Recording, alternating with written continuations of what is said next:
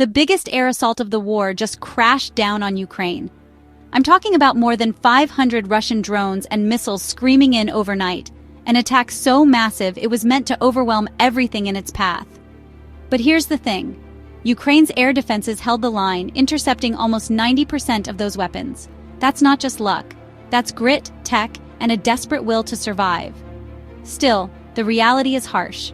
Cities like Lviv, Ternopil, and Mykolaiv took direct hits. Schools, homes, rail lines, all scarred by the night's barrage.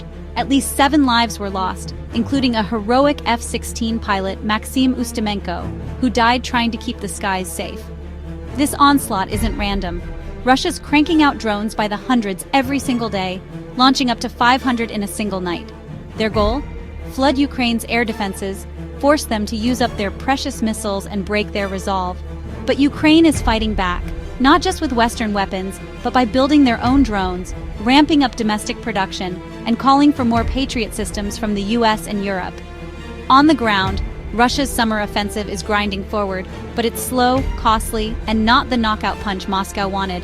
The front lines are brutal, over 1,200 kilometers of attrition, with high casualties and little movement. Both sides are throwing everything at each other, but Ukraine's top commander says the Russian offensive is already fizzling out. Politically, the stakes are rising. Ukraine's even considering dropping its ban on anti-personnel mines, a major shift driven by Russia's own tactics.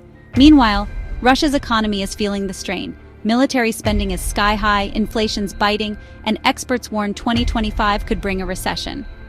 Through it all, Ukraine stands defiant. The attacks are getting bigger, but so is their resilience. This war isn't ending soon.